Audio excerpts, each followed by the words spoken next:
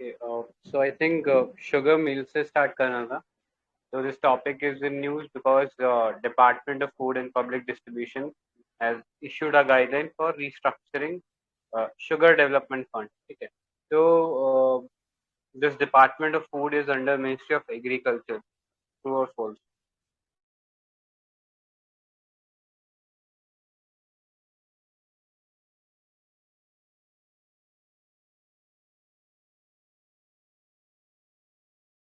False. Hello. Audio आया क्या? हाँ, your फॉल्स is होगा. fine, Sanjay. हाँ, false है. कौन मिनिस्ट्री से of ministry? Ministry of consumer affairs है क्या? Correct. Ministry of Consumer Affairs. Okay. Which type of crop is this? Means sugarcane, kharif, rabi.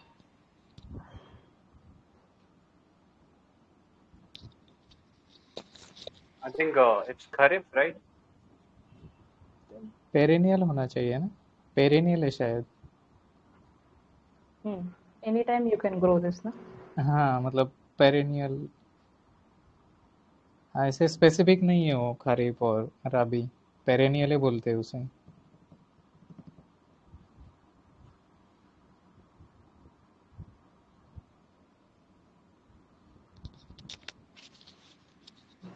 ठीक है.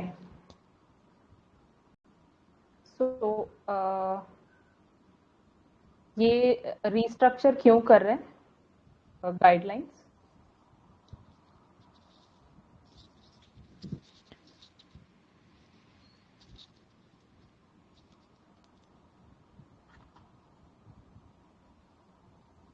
Question, was it audible, the question? Yeah. So majorly problem ये था कि government जो है कहीं ना कहीं डिसाइड कर रही थी शुगर का इनका रेट. ठीक है. तो उसकी वजह से इतना फाइनेंशियली ग्रोथ जो था वो पॉसिबल नहीं था. उसकी वजह से बहुत सारे कुछ जो शुगर मिल्स थी वो फाइनेंशियली वीक हो गई थी. ठीक है. तो उन सबको हेल्प करने के लिए ये शुगर डेवलपमेंट फंड को आई थिंक रिस्ट्रक्चर किया है. राइट. तो फैक्टर्स क्या था, लाइक मतलब ये कैश क्रंच के लिए, because what are the factors contributing to the cash crunch?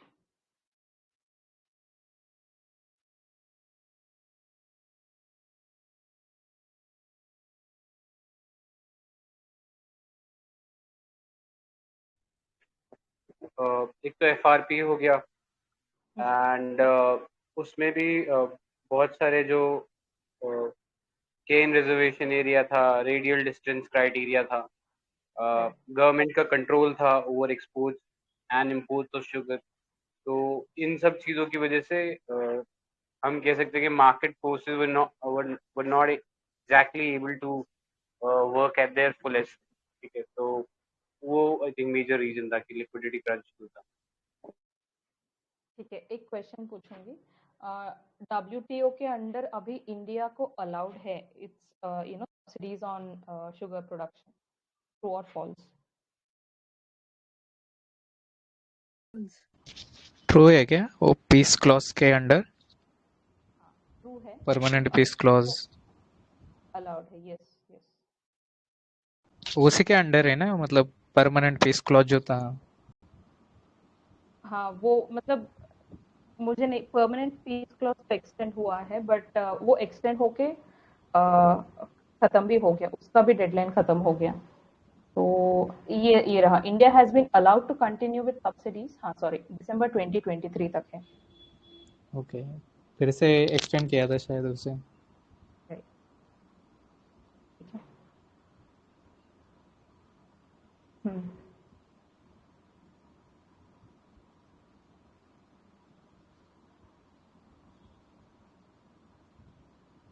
ठीक है. More questions?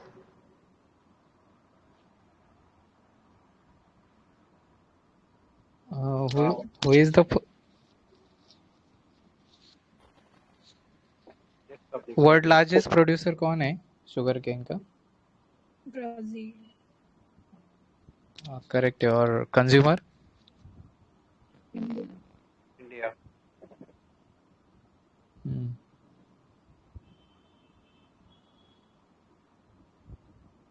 सो ये जो अभी नया एसटीएफ लोन के अंदर जो क्राइटेरिया डिसाइड किया गया, तो इसके अंदर एलिजिबिलिटी कौन कौन सी शुगर फैक्ट्रीज पे, what are the condition for eligibility under this?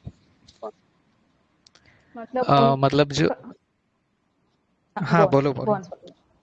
हाँ, उनका ये टर्नओवर नहीं, नेटवर्थ नेगेटिव होना चाहिए।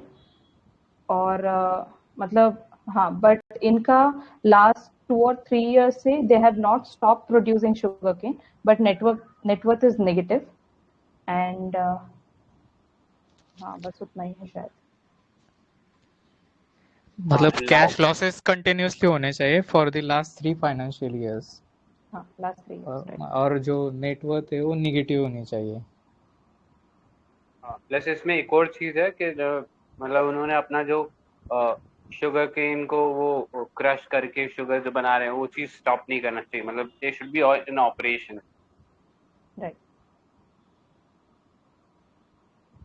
यहाँ पे इन्होंने बोला है कि excluding the current sugar season, मतलब जब एलिजिबिलिटी डिसाइड की जाएगी तब जो करंट सीजन चालू होगा वो नहीं काउंट किया जाएगा उसमें, वो छोड़ के लास्ट 3 फाइनेंशियल ईयर्स, ऐसा बोला है। So basically they are financially weak but economically viable. Correct correct, इसी वजह से वो शुगर डेवलपमेंट फंड एक ये स्टैट्यूटरी है क्या फंड?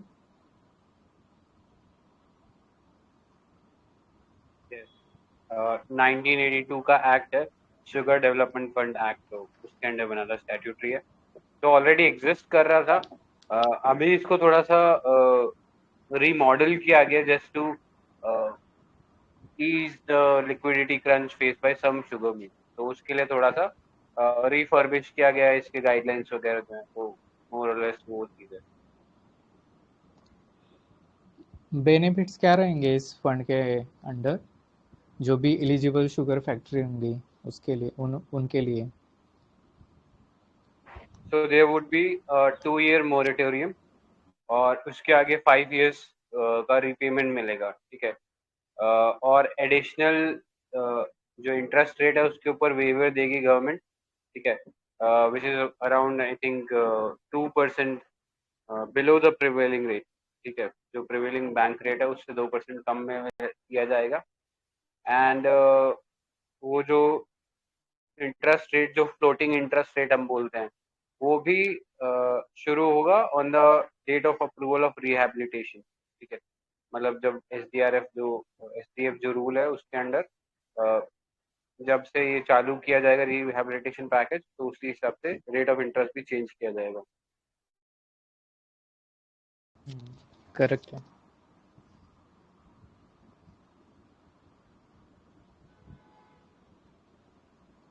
अच्छा, ये ये प्राइवेट, हाँ हाँ, go ahead. Go on go. अच्छा, ये private sugar mills are more than public, true और फॉल्स? हाँ, ट्रू प्राइवेट होगा। ज़्यादा। तो And private sugar mills are more than cooperative, true or false? False, cooperative ज़्यादा है आई गेस। नहीं, प्राइवेट ज्यादा है। प्राइवेट प्राइवेट इज ज़्यादा 3 है। से थोड़ा बहुत ही, ओके 40 के आसपास ही ज्यादा है, तो कोऑपरेटिव कम है। ओके।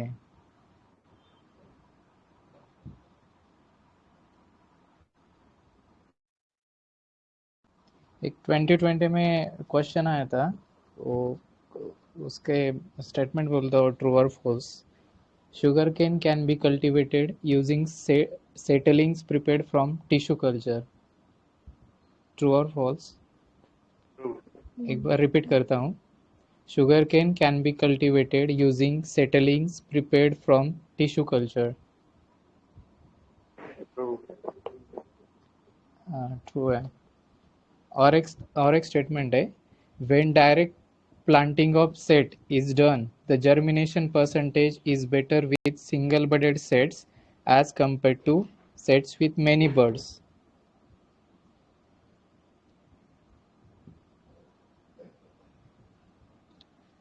रिपीट करना है क्या? एक बार करना। When direct planting of set is done, the germination percentage is better with single budded sets as compared to sets with many buds. False. False होना चाहिए। ट्रू है, मतलब लॉजिकली देखा जाए तो ऑफ कोर्स जितने ज़्यादा बर्ड होंगे उतने ज़्यादा जर्मिनेशन के चांसेस होंगे ना, तो ये लॉजिकली देखा जाए तो भी मतलब ये फॉल्स ही है। राइट।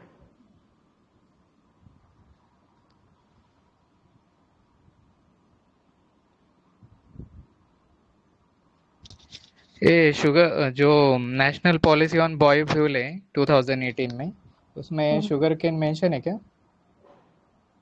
मेंशन 2020 में PYQ था। और शुगर बीट? शुगर बीट और शुगर केन दोनों भी मेंशन है। आई थिंक फर्स्ट जनरेशन में तो फूड क्रॉप्स को इंक्लूड किया था, तो probably yes, I think mention होना चाहिए। करेक्ट करेक्ट, दोनों भी मेंशन है उसमें।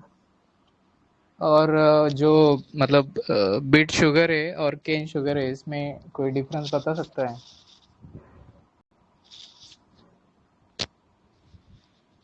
बीट शुगर तो छोटा सा होता है ना, तो शुगर केन तो बहुत बड़ा होता है। हाँ करेक्ट है, वो बेसिकली टैप रूट जैसा होता है बीट शुगर, और शुगर केन तो मतलब लाइक बाम्बू जैसा होता है। और जो बीट शुगर है वो मोस्टली टेम्परेट रीजन में मतलब कल्टीवेशन उसका किया जाता है, और जो केन शुगर है वो ट्रॉपिकल एंड सब ट्रॉपिकल क्रॉप है। और जो बीट शुगर है वो जितना भी वर्ल्ड लेवल पे जो शुगर प्रोडक्शन है, उसमें 20% शुगर बीट शुगर से आती है और 80% शुगर केन से। इतना ही था। और एक just national biofuel coordination committee है, कौन चेयर करता है?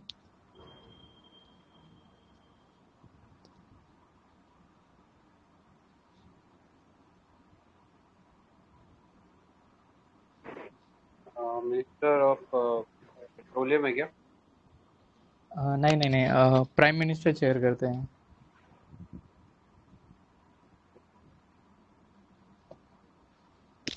हाँ, और ये जो नेशनल पॉलिसी ऑन बायोफ्यूल है वो किस मिनिस्ट्री, मतलब इसका इम्प्लीमेंटेशन की कौन सी मिनिस्ट्री करेगी? ये मैंने एक दिन बहुत ढूंढा था, मेरे को मिला नहीं है, पता नहीं कहीं पे भी, बट आई सपोज के ये ministry of new and renewable resources है। एक्चुअली ये पार्शियली ट्रू है, मतलब कुछ 2009 में भी बायोफ्यूल पॉलिसी बनाई थी। मतलब जो विकासपीडिया है ना, उसमें दिया है कि 2009 में पॉलिसी बनाई थी, वो ministry of new and renewable energy ने बनाई थी। लेकिन अभी जो 2018 की जो पॉलिसी आई है वो मतलब जो ministry of petroleum and natural gas है ना, वो इम्प्लीमेंटेशन करेगी उसका, क्योंकि वो बायोफ्यूल है, फ्यूल से मतलब फ्यूल से रिलेटेड है इसलिए। ये चीज आपने एक बार चेक किया है क्या? क्योंकि मैंने एक दिन चेक किया था, मेरे को बहुत ढूंढने पे मिला नहीं कि अभी ये जो रिसेंट जो पॉलिसी है इसमें इम्प्लीमेंट कौन करेगा। हाँ मैंने किया था, गूगल किया था उसको, वो मिनिस्ट्री ऑफ पेट्रोलियम में आया था। फिर से एक मिनिस्ट्री ऑफ बार पेट्रोलियम ही है, दृष्टि की साइड पे है, वो चेक करना। पेट्रोलियम ही है ना? हाँ, ओके 2019 का न्यूज़ है, 5 अप्रैल 2019। ओके, इसके रिगार्डिंग एक 2019 में क्वेश्चन भी आया था, मतलब पेट्रोलियम के, तो ट्रू और फॉल्स बताना। Petroleum and natural gas regulatory board is a statutory body। Executive body है क्या? नहीं नहीं, स्टैच्यूटरी है।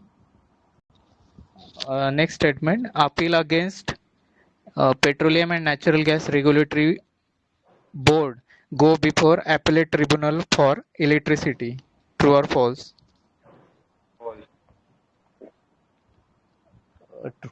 ट्रू है शायद ना इसका। वो हाँ ट्रू है।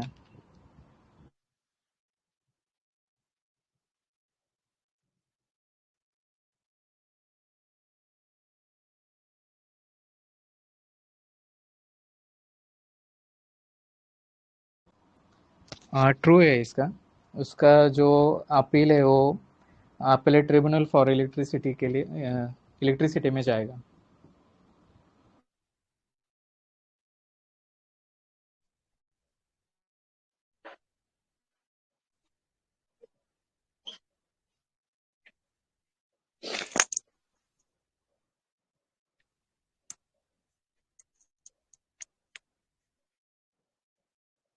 ये शुगर के लेग्यूमिनस क्रॉप है क्या?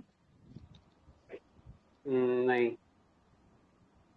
लेग्यूमिनस मतलब पॉड्स होना चाहिए ना उसके लिए। हाँ हाँ करेक्ट करेक्ट है। राइट।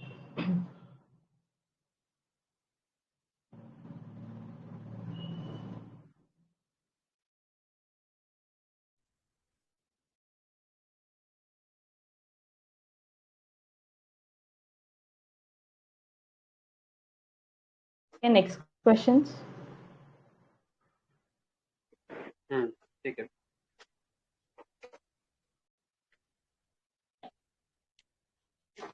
हाँ, टारगेट इथेनॉल 20% इथेनॉल ब्लेंडिंग का टारगेट ईयर क्या है? 2025। पेट्रोल के लिए 25 है और डीजल के लिए 2030 है, और डीजल में 5% है आई थिंक। करेक्ट है क्या? राइट। हाँ करेक्ट है। ठीक है।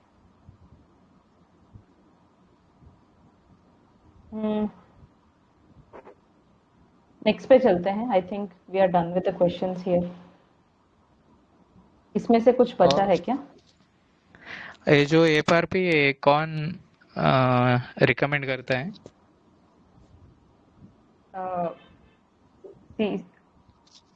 CACP, that is Commission for Agriculture Costs and Prices. हाँ करेक्ट है, वही डिक्लेयर करता है। हाँ, और जो वो कौन से किसके अंडर आता है, मतलब वो एफआरपी जो है? आई थिंक ये डिपार्टमेंट और शुगर केन कंट्रोल ऑर्डर 1966 ये है क्या? उसी के अंडर हम रिलीज करते हैं ना? ये नहीं आई पता। गेस वही है। ऊपर दिया हुआ है उन्होंने, हाँ लेकिन वही। ऐसे अच्छा हम्म, नीचे वो एक्सपोर्ट पॉलिसी भी दिया है। तो हमारे चैनल पे एक स्टेटमेंट था, वो बोल ट्रू और फॉल्स बताना। Foreign trade policy is formulated by minister of finance once in 5 year. True और फॉल्स? मिनिस्ट्री ऑफ कॉमर्स होना चाहिए ना। हाँ करेक्ट है, वो directorate general of foreign trade बनाते हैं, और एवरी 5 ईयर के बाद वो अ, मतलब रिन्यू होगा।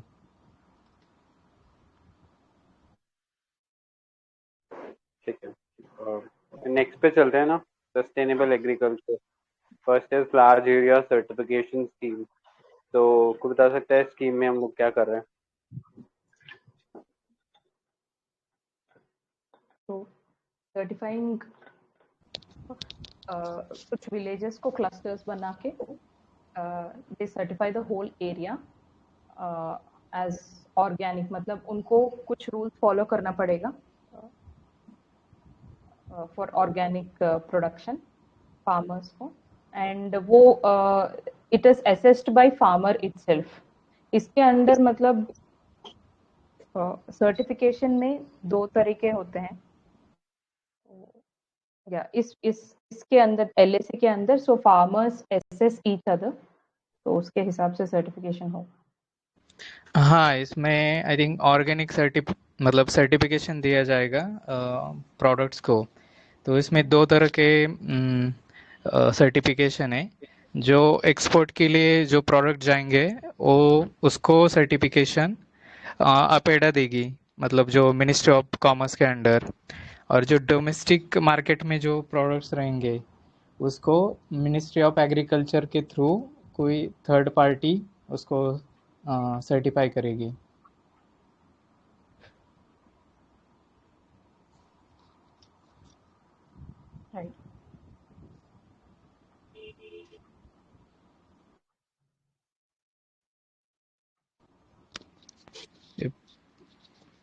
तो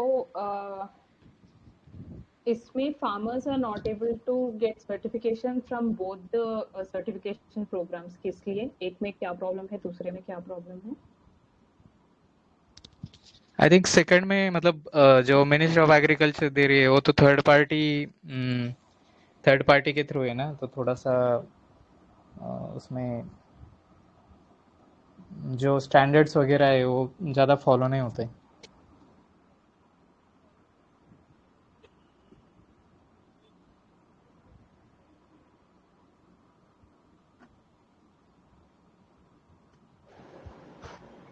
इसका stringent standards है।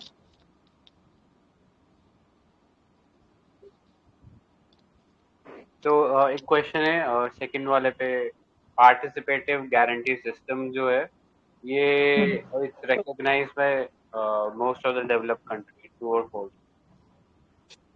False. फॉल्स होगा। करेक्ट, फॉल्स है। मेजर काफी डेवलप्ड कंट्री लाइक यूएस और यूरोपियन यूनियन जो इसको रिकॉग्नाइज नहीं करते। एंड अगर हम बात करें participative guarantee system for India, तो ये कौन सी मिनिस्ट्री को take minister of agriculture.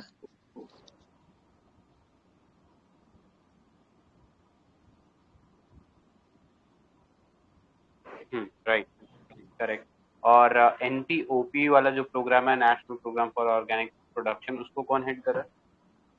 Ministry of commerce Ministry, और APEDA Ministry of Industry and Commerce.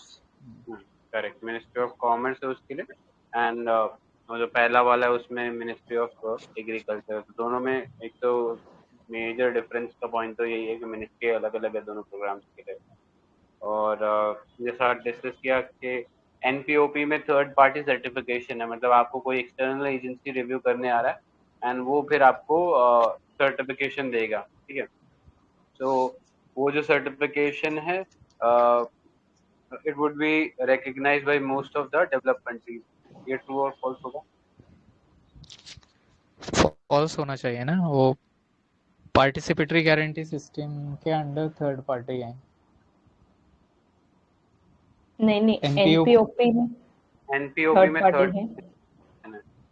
हाँ, it is NPO recognized by other countries. Correct. तो वो अच्छा थर्ड ओके। पार्टी, हाँ थर्ड पार्टी आपको सर्टिफिकेशन मिल रहा है, तो उसकी वजह से आपका जो एक माना जा सकता है कि किसी थर्ड पार्टी ने आपको रिव्यू किया है, तो ऐसा हम सोच सकते हैं कि हाँ उन्होंने रिव्यू किया तो वो ज़्यादा बेटर होगा as compare to you are being reviewed by your own peers. ठीक है, आपके फेलो फार्मर्स जो है वो आपको रिव्यू करें तो हो सकता है वहाँ पे कुछ बायसनेस हो सकती है, मतलब मैं कहूँगी होता ही ऐसा, बट जिस जनरल पर्सपेक्टिव से हम कह सकते हैं। यहाँ पे कोई थर्ड पार्टी आपको ऑडिट कर रहा है या रिव्यू कर रहा है तो उस सेंस में थोड़ा सा ज़्यादा ट्रांसपेरेंट है, एंड इसीलिए ज़्यादातर गवर्नमेंट जो है उसको रिकग्नाइज कर लेती है। That is one thing, and इसका स्टैंडर्ड्स भी सेट करता है European commission, America's USDA and Switzerland. तो सर्टिफिकेशन के स्टैंडर्ड्स भी हाई है। ट्रू।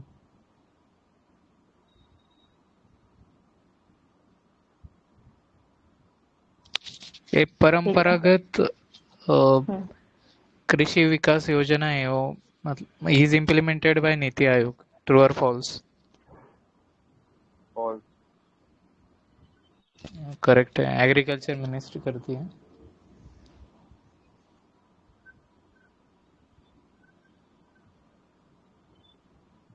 राइट,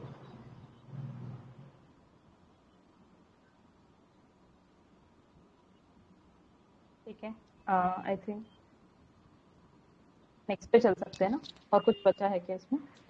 अच्छा, ऊपर दिया हुआ है कि certification is renewed on annual basis through annual verification by a process of peer appraisals as per the process of PGS India। मतलब एनुअल बेसिस पे उसका रिन्यूअल होगा।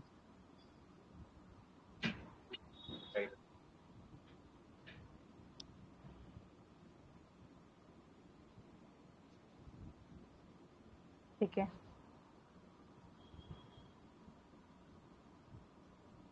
नेक्स्ट पे चलते फिर आई थिंक। ओके, तो next is zero budget national farming. तो इससे कोई क्वेश्चन है? 4 पिलर्स क्या है इसका?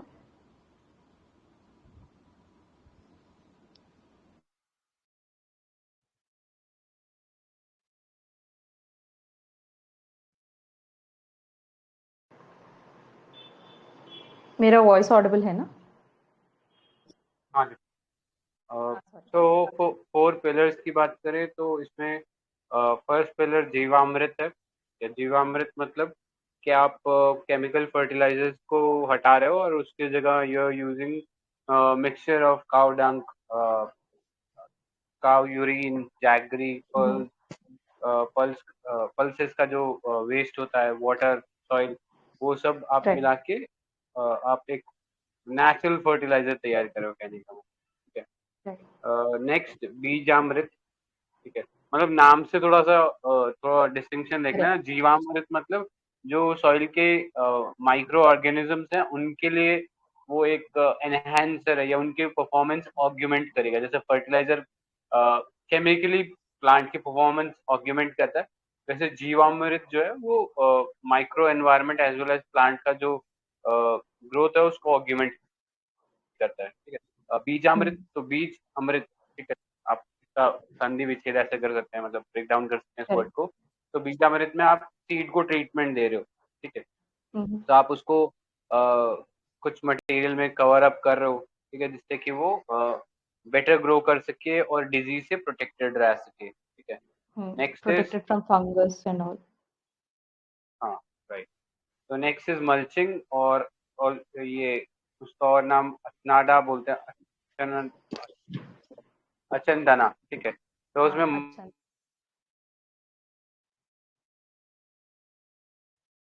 Go on sir.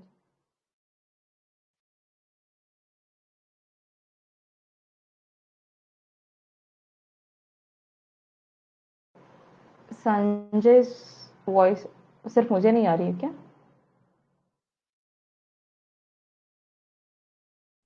नहीं नहीं, किसी को नहीं आ रही।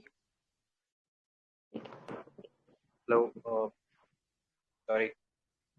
सो अचनाडा पे थे। तो मल्चिंग होती है। मल्चिंग में बेसिकली आप ज़्यादा डीप प्लोइंग नहीं करते हो, ताकि जो सॉइल का जो मॉइस्चर है वो बाहर ना निकल जाए, ठीक है। तो ज़्यादा आप पलटते नहीं हो सॉइल को, और उसको कवर अप रखते हो, ठीक है।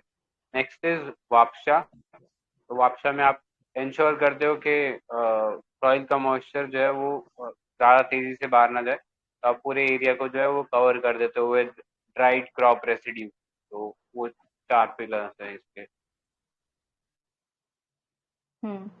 इसमें क्या है ना, पापासा में इरिगेशन इज मिनिमल। मिनिमल मतलब कम रहता है, so that you know the वो रन ऑफ ना रहे। तो इरिगेशन ओनली एट द नून, बाकी सब टाइम में इरिगेशन की जरूरत नहीं है। दैट्स व्हाट दे थिंक, क्योंकि इवेपोरेशन शायद नून में ज्यादा रहता है। हाँ, करेक्ट। तो स्टेटमेंट पूछता हूँ, मतलब बताता हूँ, ट्रू एंड फॉल्स बताना। So this zero budget natural farming is an augmentation to green revolution method. True or false? False, alternative है। करेक्ट। मतलब ऑल्टरनेटिव है, या उसका एक हाँ, कि उसके एंटी है, मतलब उसको क्योंकि ग्रीन रेवोल्यूशन में हमने केमिकल फर्टिलाइजर्स पे जोर दिया था, तो यहाँ जस्ट उसका उल्टा कर रहे हैं हम लोग। तो वो चीज़ एंटी है या एक ऑल्टरनेटिव है उसका? राइट। ये ओरिजिनली किसने प्रमोट किया था zero budget natural farming? Subhash Palekar, Palekar. Subhash Palekar, हाँ, करेक्ट है। महाराष्ट्र। मेजर डिफरेंस क्या है organic farming and natural farming में?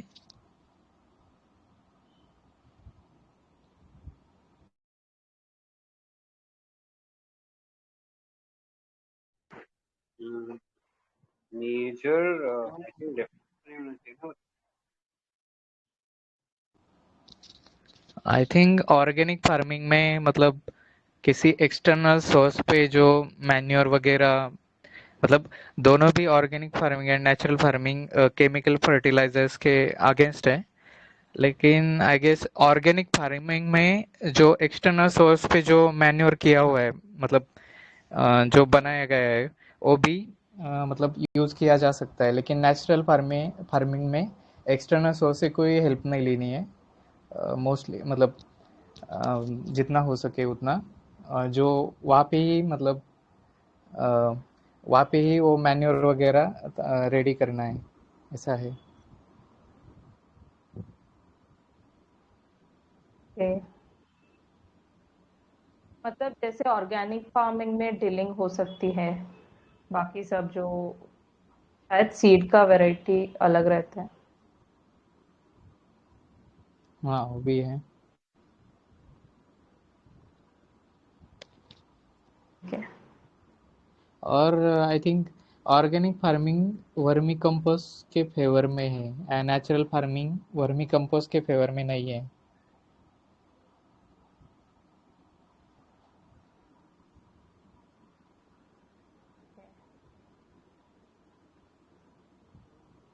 ठीक है।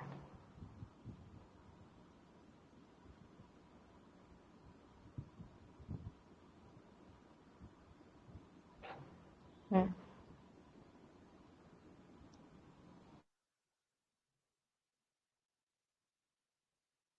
तो आई थिंक उतना ही क्वेश्चंस है, और कुछ है क्या?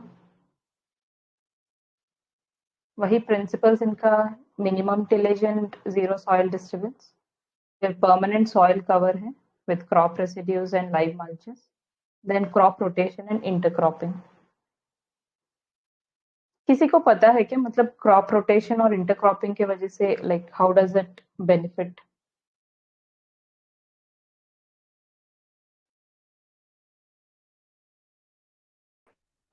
क्रॉप रोटेशन जैसे अगर इंडस्ट्रियल रेवोल्यूशन अगर आपने पढ़ा हो तो उसके बैकग्राउंड में देखो तो लंदन के अंदर या यूके के अंदर पहले एग्रीकल्चर रेवोल्यूशन आया था। ठीक है, एग्रीकल्चर राइट। रेवोल्यूशन आने के बाद ही वो फूड सरप्लस हुए थे एंड देन वो इंडस्ट्रीज पे फोकस कर पाए थे क्योंकि एग्रीकल्चर से जो रॉ मटेरियल था वो इंडस्ट्रीज में गया था। ठीक है, तो उस एग्रीकल्चर रेवोल्यूशन में एक नई चीज क्या निकल के आई थी कि crop rotation is important thing. मतलब आप अपनी लैंड को सिर्फ मोनोकल्चर ना करो। ठीक है, मोनोकल्चर मतलब आप एक सिंगल क्रॉप मत उगाओ, आप क्रॉप को रोटेट करते रहो। उससे होगा क्या कि लेट्स से इस बार आपने वीट उगाया तो आप बार बार वीट उगाते रहोगे तो वो वीट जो है वो कुछ ना कुछ न्यूट्रिएंट सक करेगा आपके लैंड से, एंड वो सक करेगा तो फिर वो over the period of time वो जो लैंड है वो न्यूट्रिएंट डेफिसिट हो जाएगी, specially from the perspective of wheat crop. ठीक है, मतलब अब आगे आगे बार बार व्हीट उगाते रहोगे तो फिर उतना प्रोडक्टिव नहीं रहेगा जितना वो फर्स्ट टाइम था, क्योंकि आपने बहुत सारे न्यूट्रिएंट्स उसमें से स्टक कर लिए हैं। इसीलिए फर्टिलाइजर लगाना चाहिए। ठीक है, लॉजिक ये था फर्टिलाइजर लगाने का।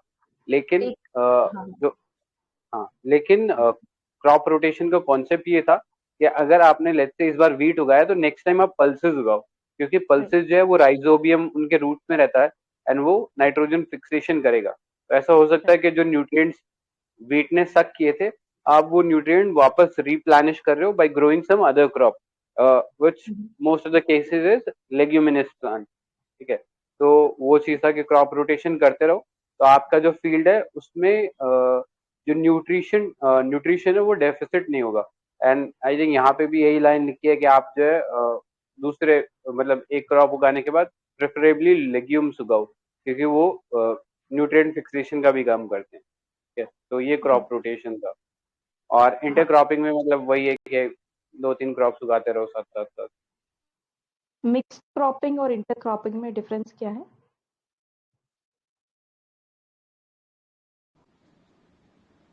अभी मेरे को याद नहीं आ रहा। मिक्स किसी को याद है? क्रॉपिंग में आई थिंक वही इंटर क्रॉपिंग आता है ना, मतलब इंटर क्रॉपिंग या मिक्स क्रॉपिंग है आई गेस।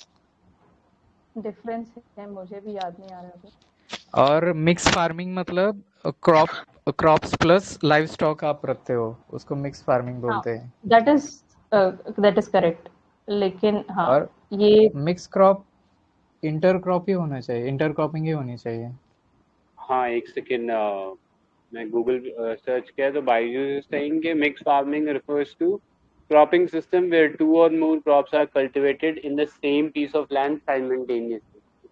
तो आप एक ही पीस ऑफ लैंड के ऊपर मल्टीपल क्रॉप्स उगा रहे हो, ठीक है, this is mix farm. Next intercropping is कि आप you are growing two or more crops that are cultivated simultaneously in the piece of land, adhering to some specific row pattern in order to increase the productivity of the crops. So this is generally followed by small farmers who are completely dependent on rainfall for better yield. So sounds very similar. हाँ, मतलब pattern बोल रहे हैं ना, so sometimes हाँ, we see जैसे mix mango cropping में to और मोर क्रॉप्स आएंगे ना। मिक्स फार्मिंग तो लाइफ स्टॉक भी आता है उसमें। मिक्स फार्मिंग में तो क्रॉपिंग पैटर्न के पर्सपेक्टिव से ही बता रहा है, मतलब अच्छा, okay. Major point of difference is कि इंटर क्रॉपिंग के अंदर हम एक स्पेसिफिक पैटर्न फॉलो कर रहे हैं। मिक्स क्रॉपिंग में एज सच कोई स्पेसिफिक पैटर्न नहीं है, आप बस सीड्स को जैसे अगर कभी देखा हो, जैसे ये जो सीड्स का जो प्लांटेशन होता है, मतलब सीड्स को वो जब सॉइल के अंदर डालते हैं तो वो एक मशीन के थ्रू डालते हैं।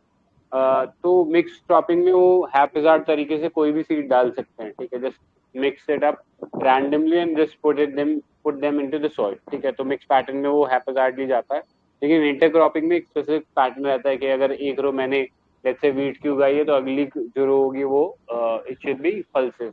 तो ऐसा होता है इंटरक्रॉपिंग। राइट। एंड मेजरली ये करा क्यों जाता है, ताकि एक क्रॉप से let's say certain climatic conditions were not favourable to one crop, ठीक है, वो फेल हो गई, तो वो दूसरी क्रॉप से एटलीस्ट फार्मर को अपना कुछ ना कुछ जो रेन्यूमरेशन है वो इंश्योर्ड रहता है। मतलब एक तरह का पार्शियल इंश्योरेंस कह सकते हैं कि एक क्लाइमेटिक कंडीशन की वजह से अगर कोई क्रॉप फेल होगी तो दूसरा जो क्रॉप है वो स्टेबल रहेगा, वो खत्म नहीं होगा। तो उस चीज में हेल्प करता है इंटरक्रॉपिंग या मिक्स क्रॉपिंग वाला कॉन्सेप्ट। एंड हाँ, क्रॉप मतलब रोटेशन, दोनों हाँ एक ही है ना, मतलब मिक्स क्रॉपिंग एंड इंटरक्रॉपिंग। हाँ, असली दोनों मतलब एक ही है, बस वो पॉइंट ऑफ डिफरेंस था कि एक के अंदर फिक्स पैटर्न होता है, जो इंटरक्रॉपिंग करेक्ट। होता है उसमें फिक्स पैटर्न होता है, एंड मिक्स क्रॉपिंग में ऐसा कोई पैटर्न नहीं होता। और जो क्रॉप रोटेशन है वो डिस्कस किया ही है कि इस सीजन अगर आपने वीट उगाया तो अगले जो सोइंग सीजन है आप पल्सेस उगा रहे हो, ठीक है। तो ये तीन टर्म्स हैं। और एक डिफरेंस है कि इंटरक्रॉपिंग में कंपटीशन नहीं होता between main crop and inter crop, मतलब वो सब्सिडरी क्रॉप में, और मिक्स क्रॉपिंग में दोनों में कंपटीशन होता है। और ऐसा है कि वो पंजाब और यूपी में कभी कभी ऐसा होता है पानी कई जगह नहीं पहुंच पाता, तो वहाँ शुगर केन के साथ मैरीगोल्ड या सरसों वहाँ ग्रो करता है, वैसा है। इसलिए मतलब वो इंश्योरेंस टाइप हो गया कि अगर शुगर केन नहीं अच्छा आया तो फिर वो दूसरे कोई वो दूसरा ये मस्टर्ड या और कुछ ग्रो करके मैरीगोल्ड ग्रो करके वो मतलब उनको वो एक बैकअप रहा उनके पास। राइट।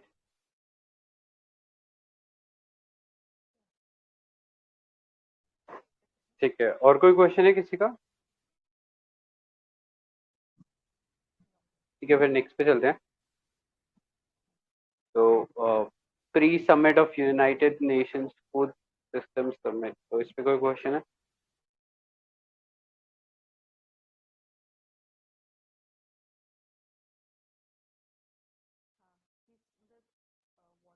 ओके, सो इसके अंदर 5 एक्शन ट्रैक्स हैं, तो कोई बता सकता है क्या है वो 5 एक्शन ट्रैक?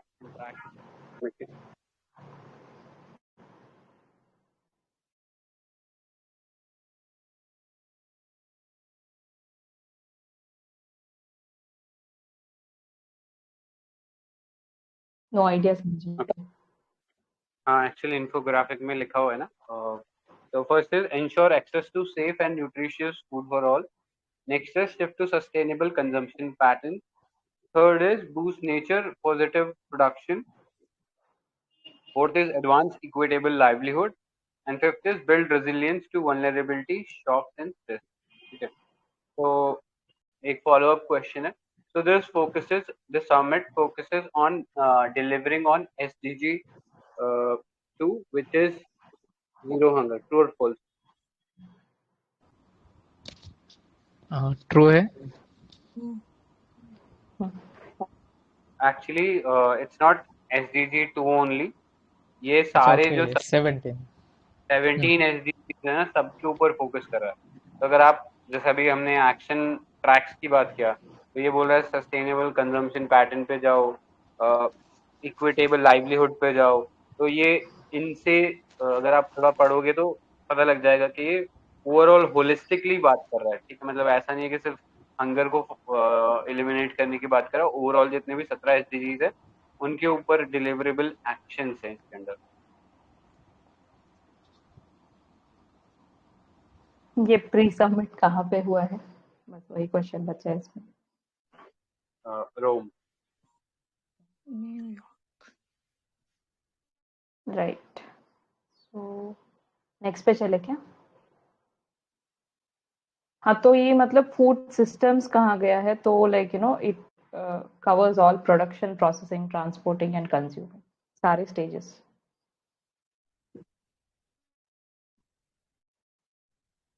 ठीक है, नेक्स्ट पे चलते हैं। बायो एनर्जी क्रॉप, इस पे कोई क्वेश्चन? ऐसे क्रॉप जो मतलब जिससे बायो एनर्जी प्रोड्यूस की जा सकती है, राइट, मतलब वही क्या जो बायोफ्यूल में यूज होंगे जो क्रॉप्स। यस। इज इट तो ट्रू ना? मतलब इस, हाँ वही वही है। Plant material used to produce bio energy. My voice audible guys? Yes. कि तो यस यस मतलब ऑडिबल। पेरिनियल क्यों बनाना चाहते हैं?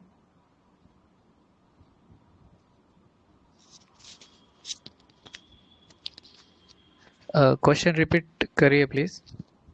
हाँ, माय पॉइंट इज, जैसे यहाँ पे मुझे एक डाउट आया है। They are saying a new study converting annual crops to perennial bioenergy crops can induce a cooling effect on the areas where they are cultivated. तो मैं मतलब बायो एनर्जी क्रॉप मतलब मेरे दिमाग में शुगर केन ही आएगा, तो वो तो डेफिनेटली ग्लोबल वार्मिंग के लिए और ज्यादा कंट्रीब्यूट कर रही है। So why is it, why are these made trying to be made perennial? That's my question.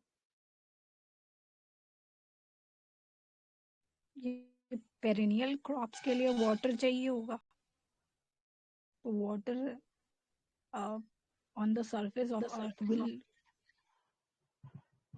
मेरी आवाज आ रही है अच्छा, क्या? yes आ रही है। And the other crops are which are biofuels, that is soybean भी होता है, कॉर्न भी होगा, स्विच ग्रास भी होगा जो नॉर्थ अमेरिका में पाया जाता है। तो this may be a reason.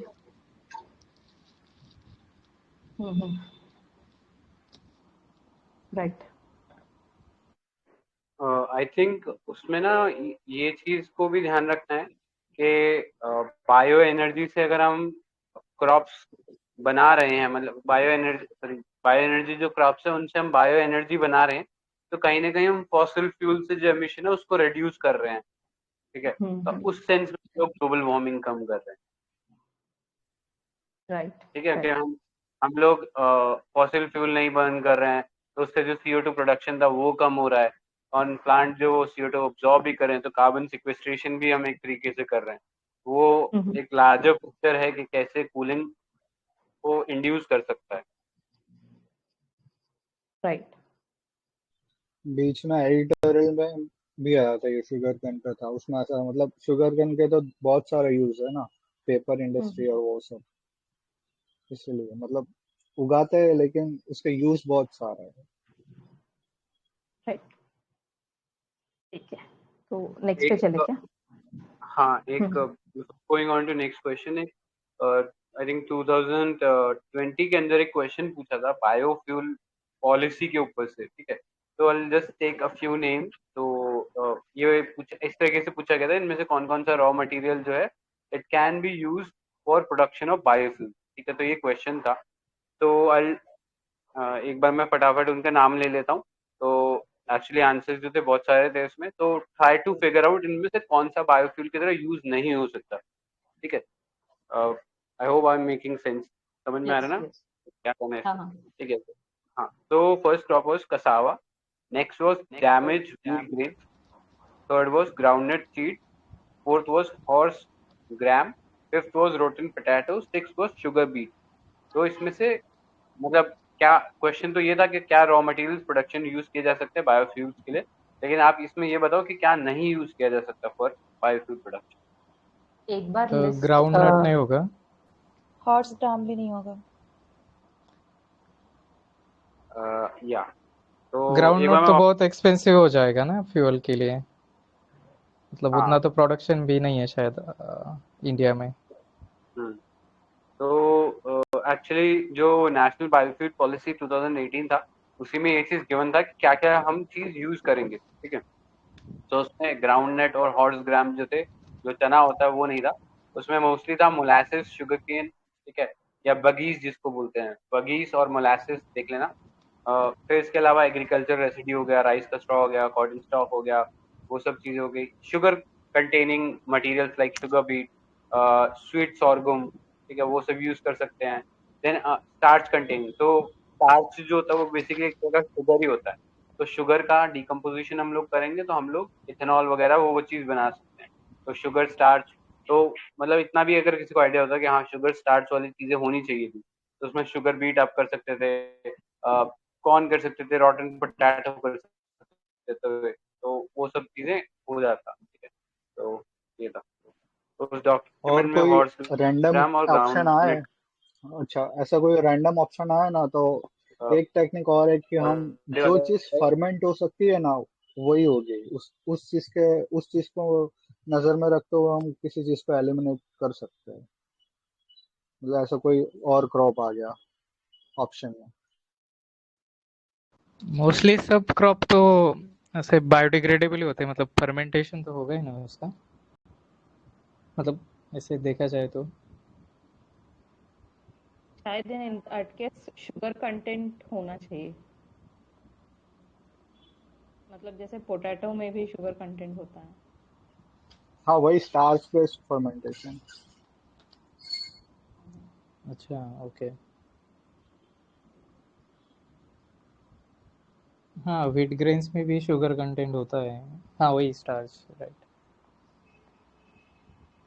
एक 2013 में भी क्वेश्चन आया हुआ है इस पे, मैं पढ़ लेता हूँ। With reference to the usefulness of the by product of sugar industry, which of the following statement are correct? Bagasse can be used as biomass fuel for the generation of energy. True True true है है क्या ना? ये? True true. Correct. Molasses can be used for the production of ethanol. True. True Molasses can be used as one of the feedstock for the production of synthetic chemical fertilizers. True.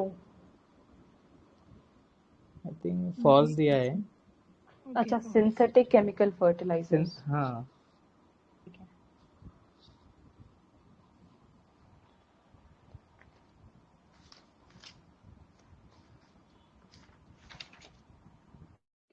Can somebody tell ये false क्यों है?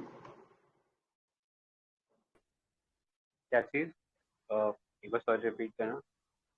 हाँ, the statement is molasses can be used as synthetic chemical fertilizer, लेकिन ये statement false है, क्यों?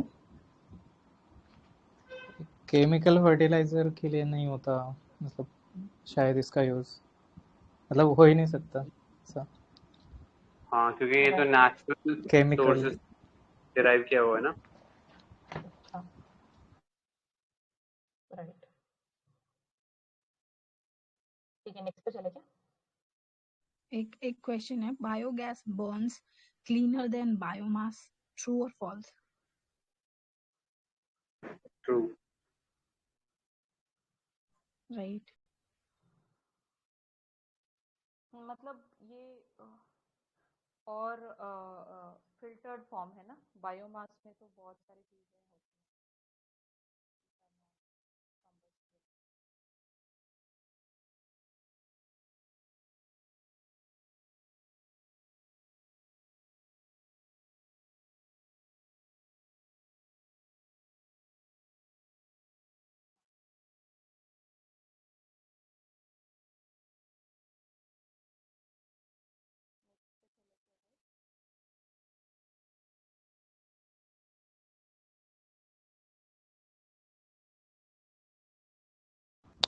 Voice Audible?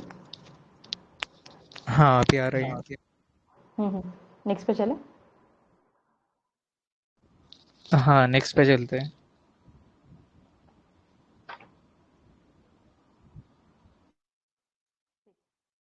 Cage aquaculture, इस पे क्वेश्चंस?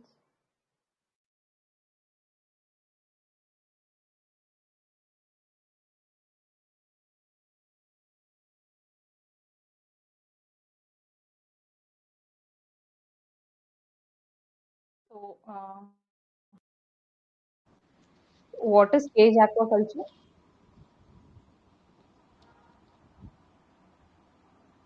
वही केज के अंदर फिशेस डाली जाएंगी, मतलब उनका मतलब ग्रो होंगी उसमें। उसमें फ्री फ्लो ऑफ वाटर होगा, लेकिन वो केज के अंदर होगा। राइट। कि किसके like this is organised under which scheme? एक मेन स्कीम भी तो होगा ना। कोई फिशरीज करके है क्या? मतलब उसमें प्रधानमंत्री मत्स्य संपदा। ओके ओके या राइट राइट। ठीक है, वो मेन है फिश चीज का, फ्लैगशिप स्कीम है। तो हाँ, इसमें उतना ही है ना। ये किस मिनिस्ट्री के अंडर आती है? Ministry of animal husbandry and fisheries. हाँ करेक्ट है। सेंट्रली स्पॉन्सर्ड है क्या? हाँ सेंट्रली स्पॉन्सर्ड। अच्छा ओके ठीक है। तो हाइड्रोपोनिक्स एंड एरोपोनिक्स, हाँ गो ऑन संजय। हाँ मतलब हम when we are talking about aquaculture, cage aquaculture, we are focusing on fishes, true or false? Cage aquaculture. True true. नहीं फॉल्स है। False एक्वाकल्चर है के ये। अंदर पूरा, हाँ एक्वेटिक जितने भी एनिमल्स है, चाहे फिर वो श्रिम्प्स ले लो, क्रैब्स ले लो, क्योंकि क्रैब्स आर नॉट फिशेस, ठीक है। जब हम स्पेसिफिकली फिशेस के बारे में बात करें तो will be talking about pisciculture. पिसी मतलब वो फिश ही होता है लैटिन में, तो pisciculture is relating to fishes only. But when we are talking about aquaculture, we are talking about all aquatic organisms. So this include fishes, this include mollusks like वो shells होते हैं ना, shells वाले fishes जो होते हैं वो, मतलब ऑर्गेनिजम्स, क्रैब्स और लॉबस्टर सब। मॉलस्क मतलब प्रॉन्स, ये सब मॉलस्क है क्या? हाँ मतलब जेलीफिश आता है क्या उसमें? जेलीफिश का I am not sure at the moment, but जब हम मॉलस्क की बात कर रहे हैं तो we are talking about aquatic organisms जिनका एक हार्ड शेल होता है, ठीक है। तो आई थिंक जेलीफिश नहीं आना चाहिए क्योंकि वो तो पूरा शायद सॉफ्ट ही होता है। तो उसमें आप स्नेल इंक्लूड कर सकते हो, म्यूजिल्स जो एक इन्वेजिव स्पीशीज भी बड़ा था, चारू म्यूजिल, याद हो अगर किसी को तो, वो भी इंक्लूड कर सकते हैं। तो वो सब आते हैं मोस्टली। एंड क्रस्टेशियंस मतलब क्रैब्स क्रस्टेशियन, वगैरह आता है उसमें। क्रस्टेशियन में क्रैब वगैरह आता है। तो इसका भी हार्ड शेल ही है ना। हाँ उनका भी आर्ट चाहिए। मतलब मेरा क्वेश्चन ये, मोलस्क और क्रस्टेशियंस में डिफरेंस क्या होना चाहिए?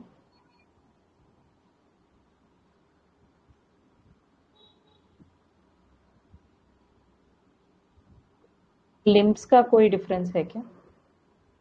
हाँ, आई थिंक क्रस्टेशियंस मोस्टली ऐसे एक्वेटिक एनिमल्स होते हैं जिनके पास एक हार्ड शेल होता है एंड कोई बैकबोन नहीं होती। ठीक है, जैसे हमारे में एक सेंट्रल बैकबोन होती है, तो वैसा कुछ बैकबोन ऐसा सच होती नहीं है। एंड जो मोलस्क होते हैं उनका जो शेल होता है वो 2 पार्ट शेल होता है। ठीक है, 2 हिस्सों जैसे वो नहीं होता एक एक करेक्ट है। जिसके में से मोती प्रॉन्स का निकलता टू है। Part shell. हाँ हाँ, यस यस। हाँ, मतलब ये जिसमें सब से वो मोती निकलता है ना, तो वो खोल के निकालना पड़ता है। तो म्यूजल्स वगैरह होता है, हाँ ऑयस्टर्स होते हैं जिसमें शायद वो मोती निकलता है। यस, तो वो सब होते हैं। Got it. ठीक है, तो ये सब आएगा एक्वाकल्चर के अंदर। इसमें किसान क्रेडिट कार्ड अवेलेबल है क्या? हाँ, अब इंक्लूड कर दिया गया है इसमें, पहले नहीं था। ओके। वो केसीसी यानी कि किसान क्रेडिट कार्ड इम्प्लीमेंट कौन करता है? कौन कौन सी बैंक हाथ बताती है देने में? नाबार्ड है क्या? आरआरबी है एंड सब कमर्शियल बैंक है शायद, सभी बैंक है क्या, या मतलब स्पेसिफिक बैंक है कोई? नहीं, स्पेसिफिक बैंक कोई नहीं है। हाँ, मोस्टली वो मतलब कमर्शियल बैंक भी आती है उसमें, आरआरबीज भी आती है, और स्मॉल वो फाइनेंस बैंक। Correct correct. अच्छा, ये पोस्ट हार्वेस्ट एक्सपेंसेस भी कवर करती है क्या? करेक्ट करेक्ट करती है। Okay, true true. हाँ, 2020 में आई थिंक हाँ कंटिन्यू। ये सफारी इसी से रिलेटेड है। किस लिए यूज किया गया है? मतलब safari is for what? This is a scheme, why it is implemented government के द्वारा? क्या काम है इसका? सफारी, ठीक है, बता देती हूँ। सर्टिफिकेशन स्कीम है फॉर एक्वाकल्चर, ताकि हम एक्सपोर्ट कर सके बाहर बाहर देशों में। फिश में लार्जेस्ट प्रोड्यूसर कौन है? चाइना। चाइना है क्या? आई एम नॉट श्योर। इंडिया का मेरे को डाउट है, आइदर सेकंड है या थर्ड है। ये कंफ्यूजिंग इंडिया सेकंड है, China is the largest. Okay. I think स्टिंगिस किंग आपने वो सफारी का जो स्पेलिंग बताया, SAFARI। SHAFHPHARI SHH। एक्चुअली एक बार ग्रुप पे डाल देना, तो आई थिंक सबको पता लग जाएगा, क्योंकि मैं शायद वो सफारी समझ रहा था, तो वो चीज़ है। Okay okay. तो अच्छा, दूसरा ये एक ई पेन सांता कल्चर। प्लेटफॉर्म है जो करेक्ट एक्वाकल्चर करेक्ट। फार्मर्स को और बायर्स को कनेक्ट करता है।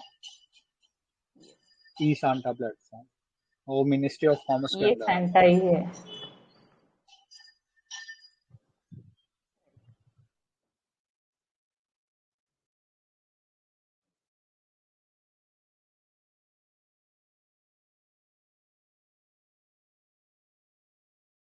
ठीक है, आगे बढ़ते हैं।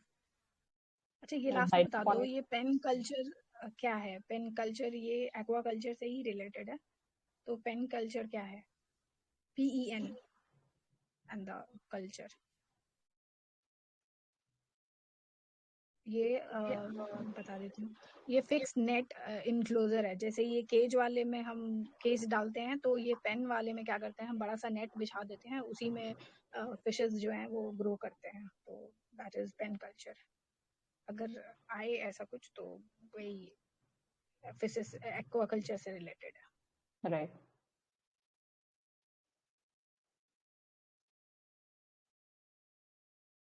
ओके, तो हाइड्रोपोनिक्स और एरोपोनिक्स में डिफरेंस क्या है?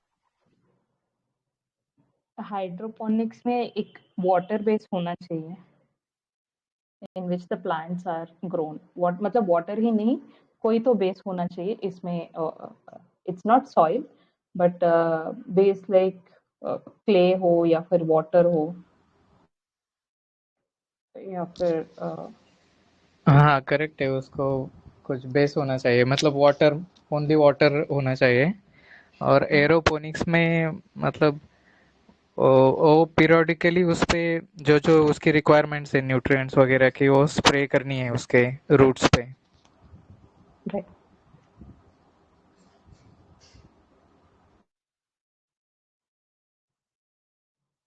करेक्ट है। ठीक है, फिर नेक्स्ट पे चलते हैं। एग्रीकल्चर फोटोवोल्टाइक, एग्री पीवी, तो इसके बारे में कोई बता क्या होता है इसमें? आई थिंक इसमें मतलब जो फार्मिंग कर रहे हैं उसके साथ साथ कुछ सोलर एनर्जी प्रोडक्शन भी करना है, वो जो बड़ी लैंड है उस पे, मतलब दोनों भी साथ साथ करना है। ये Kusum scheme, is it also called ये अग्री फोटोवोल्टिक? मतलब कह सकते हैं क्या हाँ उसको? मतलब आई थिंक डायरेक्टली, कुसा हाँ आई थिंक मतलब कुसुम तो सोलर पंप के लिए थी ना, हाँ उस चीज करेक्ट के लिए नहीं? थी। हाँ करेक्ट, उसी चीज के लिए थी, बट हाँ उसको डायरेक्टली लिंक तो नहीं कह सकते कि वो डायरेक्टली एग्री पीवी है, बट ये उसमें आइडिया थोड़ा बहुत कह सकते हैं कि इंक्लूड कर सकते हैं कि ऐसा हो सकता राइट। है। बाकी एग्री पीवी एक एक ब्रॉड स्पेक्ट्रम हम टेक्निक कह सकते हैं जहाँ पे आप एग्रीकल्चर के साथ साथ सोलर एनर्जी प्रोडक्शन भी कर रहे हो। ठीक है, कि आपने सोलर पैनल लगा दिए एंड एक लाइन में सोलर पैनल है एंड एक लाइन में एग्रीकल्चर क्रॉप्स भी लगा दिए हैं। तो उससे क्या होगा कि एक्सेस जो हीट होती है जो कि डायरेक्टली उनके ऊपर फॉल कर रही है over the plant, it will reduce. तो वो जो सनलाइट है उससे इलेक्ट्रिसिटी भी प्रोड्यूस हो जाएगा एंड साथ ही साथ जो एग्रीकल्चर है वो भी ग्रो ऑन कर जाएगा। ठीक है। किसने मैं इसमें डेवलप किया है? बोलूँ ये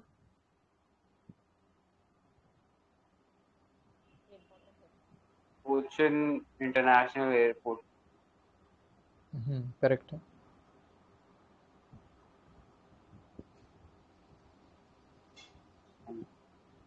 फास्टिंग स्किंग आप कुछ ऐड कर रहे थे क्या? हाँ, क्या इसमें रेन वाटर हार्वेस्टिंग हो सकता है इनके साथ साथ? ट्रू और ट्रू हो सकता है। ट्रू हो सकता है। ओके। और फोटोवोल्टेइक सीड जो है उसकी ड्यूरेशन कितने सालों तक होती है, मतलब वो गारंटी होता है ना कि हाँ इतने सालों तक वो खराब नहीं होगा? 25 ईयर्स है क्या? करेक्ट। ये सोलर का मतलब इम्पोर्टेंट है बहुत यूपीएससी के पॉइंट ऑफ व्यू से।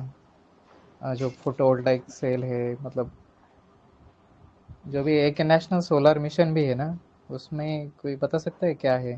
Because I have no idea.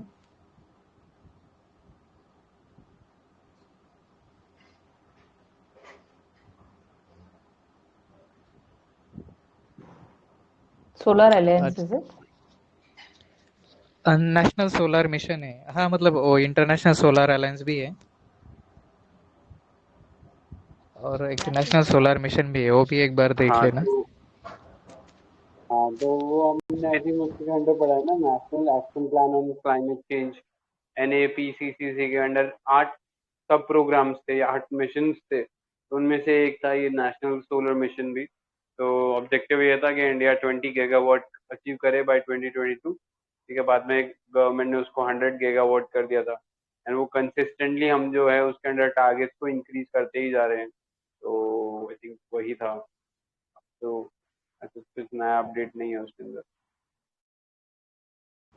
Okay, true और फॉल्स बताना। ओनली ट्रॉपिकल एंड सब tropical countries can join international solar alliance.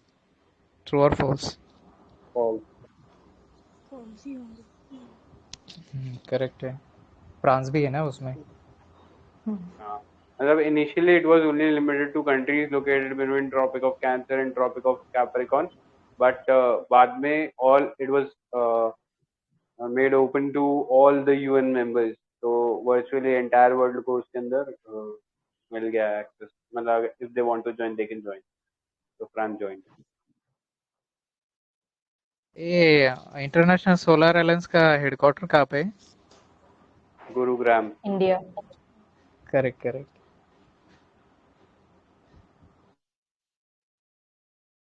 ये ट्रॉपिकल वर्ड आया है तो एक थोड़ा सा डाइग्रेस होगा टॉपिक, लेकिन एक क्वेश्चन पूछ लेता हूँ। इंडिया की ऐसी कौन सी रिवर है जो ट्रॉपिक ऑफ कैंसर को 2 बार कट करती है? माही।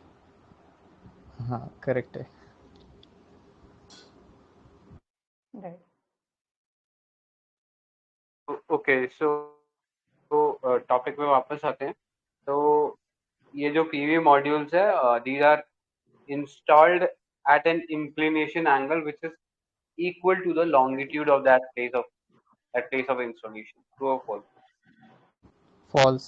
फॉल्स। Latitude latitude. है। करेक्ट। हाँ, तो मतलब ये भी चीज याद रख लेना कि लैटिट्यूड से डायरेक्ट लिंकेज है इसका and not with longitude. Right.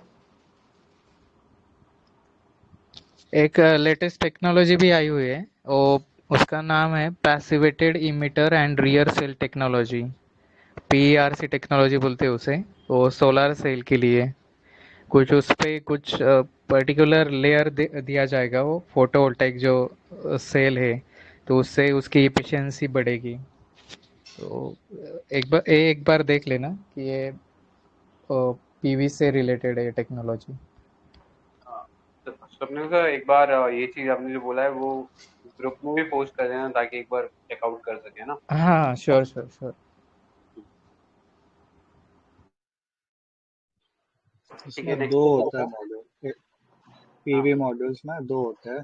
एक क्रिस्टलाइन सिलिकॉन और दूसरा होता है एमरफस सिलिकॉन। क्रिस्टलाइन सिलिकॉन होता है मतलब वो हाई कन्वर्जेशन एफिशिएंसी, वो बहुत कॉस्टली होता है। ये नया वाला शायद से एमरफस सिलिकॉन है, और सस्टेनेबल होता है, लो कन्वर्जेशन एफिशिएंसी होता है। उसमें ही कुछ चल रहा था, न्यूज में था ये, शायद देख लेना डिटेल में, ठीक है। मतलब कौन सा यूज करा है। A photovoltaic cell produce electricity in the form of direct current only. True or false? True.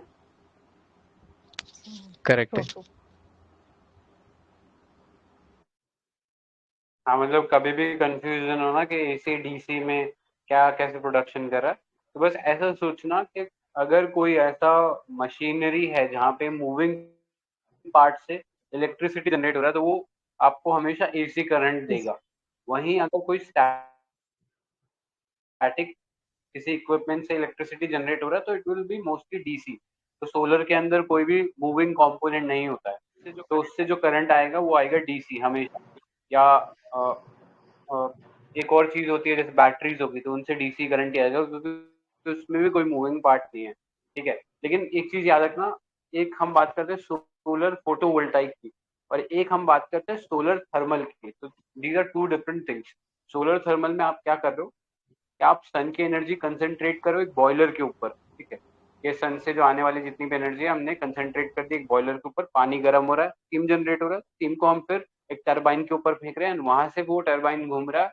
और एंड सिंस एक मूविंग पार्ट इन्वॉल्व हो रहा है सोलर थर्मल के अंदर, तो वहां पे जो इलेक्ट्रिसिटी प्रोड्यूस होगी इट वुड बी एसी। ठीक है, तो थोड़ा ये चीज दिमाग में रखना। राइट। ठीक है, नेक्स्ट पे हाँ, नेक्स्ट पे चलते हैं। Nano urea liquid.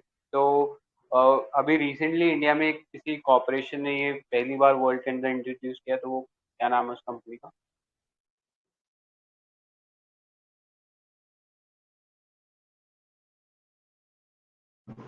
यही है इफको। क्या इसको? इसको है क्या? हाँ करेक्ट, इफको है। एंड वो अभी फर्स्ट कंट्री है वर्ल्ड के अंदर जिसने ये चीज स्टैब्लिश किया है।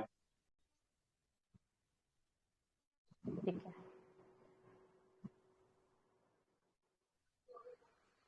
तो नेक्स्ट मतलब वही replaces conventional urea and requirement भी 50% कम कर देती है ये liquid urea. Basically, it has all positives. It makes the crops stronger, healthier, and protect them from हाँ, किसी को पता है क्या लॉजिंग इफेक्ट क्या है?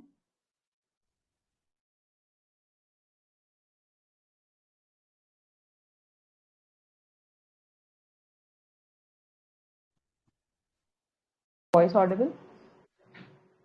हाँ जी, ऑडिबल। लॉजिंग इफेक्ट वो बेसिकली स्टेम जो होती है बेंड हो जाती है, ठीक। जिसके कारण उनका हार्वेस्ट जो है वो मुश्किल हो जाता है। तो उस चीज़ के लिए मतलब जैसे कई बार देखा होगा रेनफॉल होती है ना तो वो पौधे मुड़ जाते हैं, ठीक है। तो फिर उनको काटना मुश्किल हो जाता है हार्वेस्टर्स वगैरह से। तो वो चीज़ है कि उनकी स्टेम एकदम जो है स्ट्रॉन्ग स्टिफ बनी रहे ताकि वो डायरेक्टली हार्वेस्ट सीधा का सीधा काट सके, ठीक है। तो वो चीज़ होता है लॉजिंग। ठीक है। तो यूरिया Right. से रिलेटेड हाँ, गो ऑन।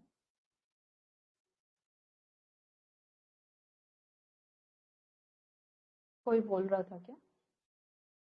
कंटिन्यू करना। तो मतलब यूरिया से रिलेटेड कौन-कौन से स्कीम्स हैं?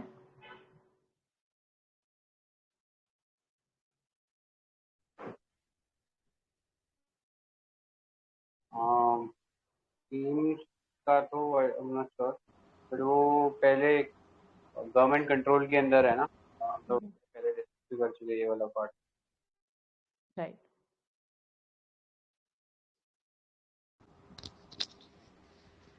ऐसी पर्टिकुलर स्कीम नहीं है शायद यूरिया के लिए, मतलब जस्ट सब्सिडी दी नहीं, ये जाती नीम है। कोटेड प्रोग्राम्स है यूरिया कुछ है क्या? नीम। हाँ, ऐसा यस यस, वो एक प्रोग्राम है नीम कोटेड यूरिया। तो ये it is mandatory to neem coat urea ना। करेक्ट, इस पे सही है। एक क्वेश्चन भी आया हुआ था प्रीवियस ईयर में। राइट।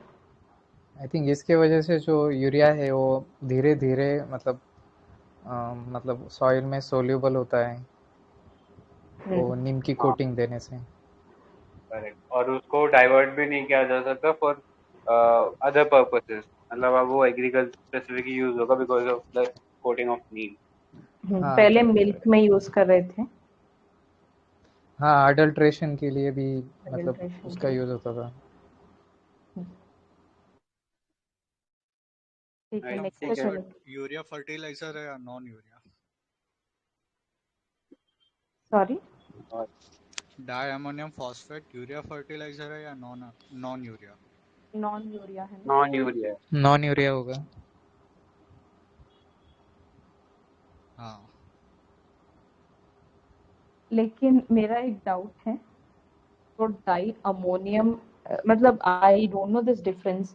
तो ammonium is ammonium not urea?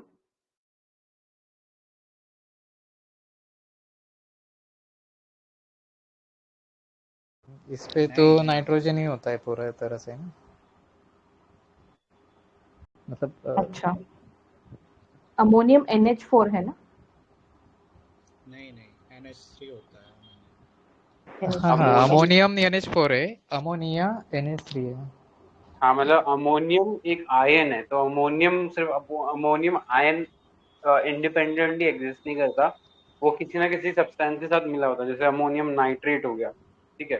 तो ये जो यूरिया है, इट्स इसका फॉर्मूला कुछ एन मैं एन एच बताता टू हूँ मैं एन बता एच ओ ऐसा हाँ हाँ बोलो। मैं बताता हूँ। NH4 नाइट्रोजन कंजर्वेशन होता है, यूरिया जो होता है वो NH2CO NH2। उसको हम्म, यूरियस एंजाइम के साथ प्रोसेस किया जाए तो फिर बनता है अमोनिया NH3, और वो अनस्टेबल होता है। और उसको हाइड्रोजन के साथ प्रोसेस किया जाए तो फिर बनता है अमोनियम यानी NH4, वो स्टेबल होता है।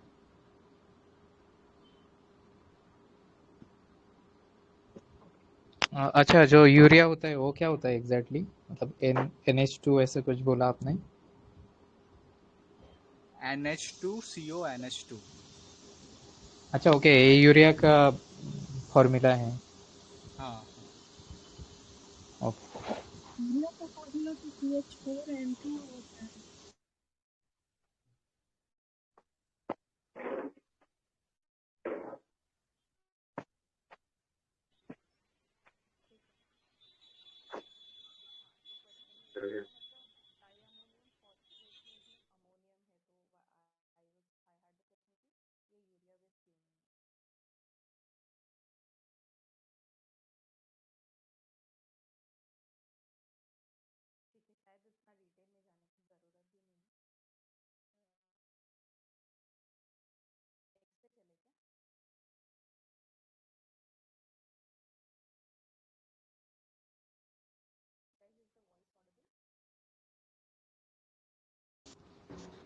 नेक्स्ट पे चलेंगे।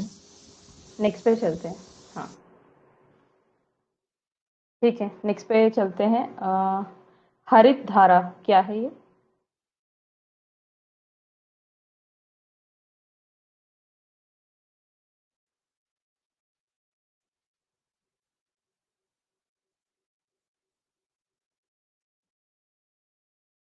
तो ये हरित धारा, ये this is anti methanogenic feed supplement, मतलब बोवाइन और शीप। ये फोडर है क्या, मतलब? हाँ हाँ, वो एनिमल्स मीथेन रिलीज करते हैं ना, तो उनको खिलाया करेक्ट। जाता है। हाँ, उनके स्टमक में वो रूमेन करके होता है ना, तो वो मतलब वो फॉडर खिलाने के बाद जो है उनके जो पॉपुलेशन ऑफ प्रोटोजुआ जो होता है उनके स्टमक में वो डिक्रीज हो जाता है। जो मतलब एक बैक्टीरिया होता है, ठीक है, वो क्या करता है CO2 को मीथेन में कन्वर्ट कर देता है, तो उन्हीं के पॉपुलेशन को डिक्रीज कर देता है ये जो फॉडर हम उनको खिलाते हैं, तो इसी को हरित धारा बोला गया है। It's a scheme. ठीक है, तो दिस इज हरित धारा। Boost also boost milk production. मतलब it is not only to reduce the methane emission but also to boost milk production. ठीक है, नेक्स्ट पे चले। Projects for crop production forecasting क्या क्या है? तो फसल, चमन एंड किसान। तो एक एक बता दो। फसल क्या है, चमन क्या है एंड किसान क्या है?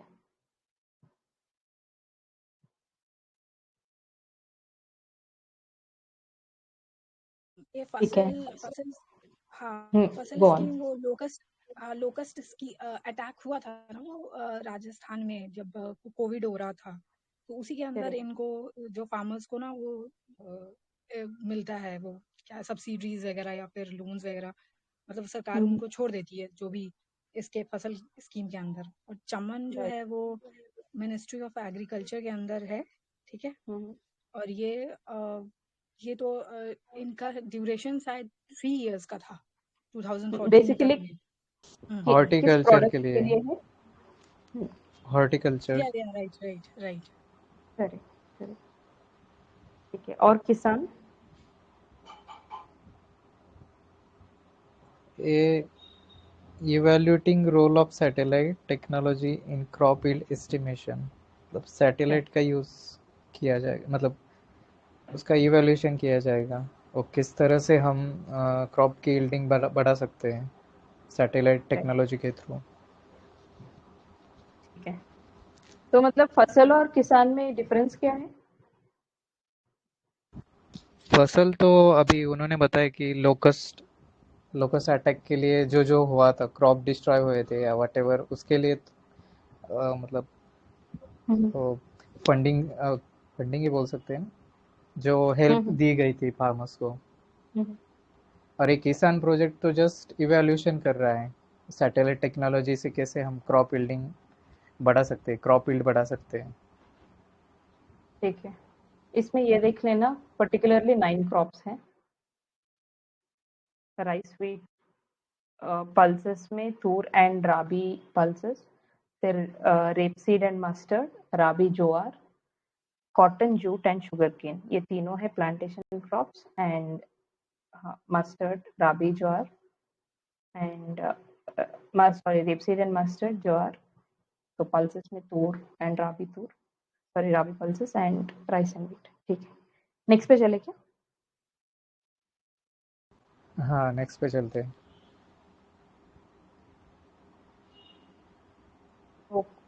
CFICF coastal fisheries initiative challenge fund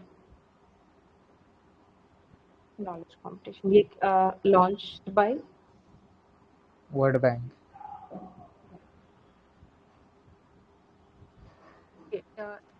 India is included in this project. आवाज नहीं आ रही आपकी। India is included in this project, true or false? True. False है, No, 4 कंट्रीज के false. लिए है ये। हाँ, Cabo Verde, Ecuador, Indonesia and Peru, बस ये 4 कंट्रीज हैं। तो देख लेना CFICF coastal fisheries initiative challenge fund. तो ये it seeks to provide innovative solutions to address the problem of overfishing. किस कंट्रीज में? 4 countries, that is Cabo Verde and Ecuador, Indonesia and Peru. ठीक है, it's an initiative of the, हाँ ये भी देख लेना, वर्ल्ड बैंक एंड GEF दोनों का इनिशिएटिव है। ठीक है, GAF कब फॉर्म हुआ था?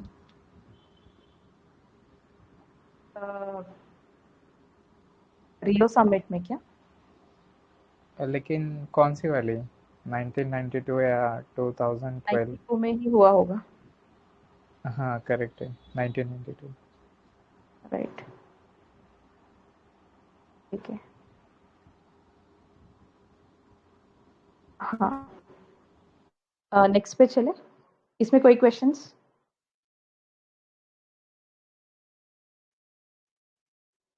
नेक्स्ट पे चलते हैं। तो मोबाइल ऐप मत्स्य सेतु, इसका क्वेश्चंस क्या है?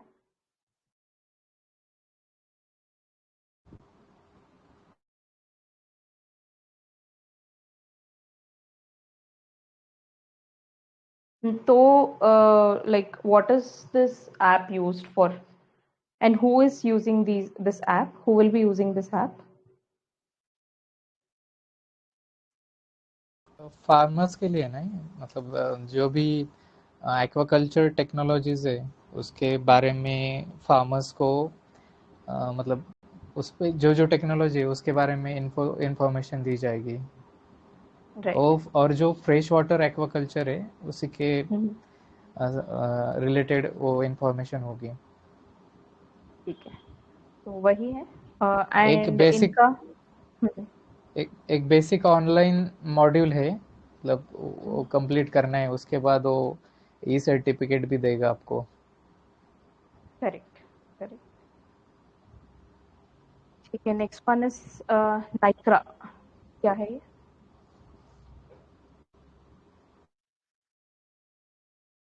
नाइक्रा, ठीक है। Climate yes yes, go on Singh. हाँ ये बताइए। क्लाइमेट रेजिलिएंट है, मतलब रेजिलिएंट एग्रीकल्चर के लिए है ये स्कीम, और ये ICAR के द्वारा किया जा रहा है। और करेक्ट, इसका ऑब्जेक्टिव, हाँ इसके ऑब्जेक्टिव आई थिंक मतलब इस प्रोजेक्ट के जो है ना 4 कंपोनेंट्स हैं। एक तो ये है कि strategic research on adaptation and mitigation होगा।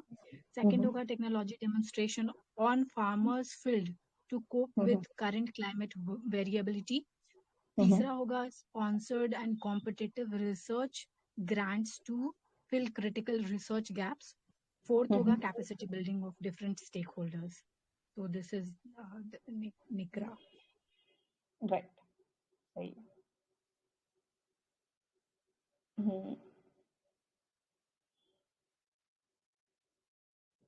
ठीक है, तो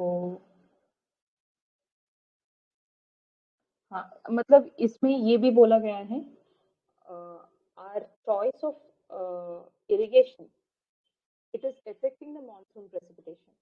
The monsoon is getting affected by our choice of irrigation है, so excess irrigation and consequent increase in evapotranspiration, तो उसके वजह से हमारा monsoon it is shifting towards northwest part of the subcontinent।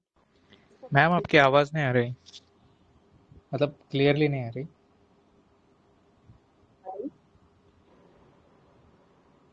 Is it fine now? हाँ okay. हाँ, तो एक पॉइंट मिस कर गए थे हम कि like you know the main issue is कि हमारा choice of irrigation is affecting the monsoon. तो मानसून हमारे इरिगेशन मेथड्स के वजह से it has shifted to north western part of the sub continent. तो ये टैकल करने के लिए तो नाइक्रा इज डूइंग रिसर्च। ठीक है, So it assesses different crop zones in the country for vulnerability to climate stresses. और कुछ है इसमें? Any points to be added?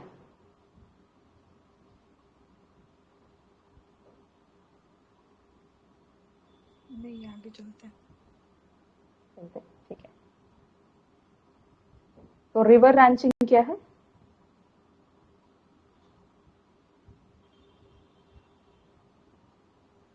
इसमें एग्जैक्टली नहीं दिया है रिवर रैंचिंग क्या है, बट उसमें क्या क्या होता है दिया गया है इस पैराग्राफ में। तो anybody knows what is river ranching? ये वही हम जो अभी थोड़ी देर में पढ़े हैं ना, पीएम प्रधानमंत्री मत्स्य संपदा योजना। तो जितने भी स्टेट्स हैं जो इनलैंड स्टेट हैं, like UP, Tripura, Chhattisgarh, Orissa, Uttarakhand and Bihar, इनको सेलेक्ट किया गया है ताकि मतलब फिशेस वगैरह के प्रोडक्शंस के लिए for focused and sustainable development of fisheries sector.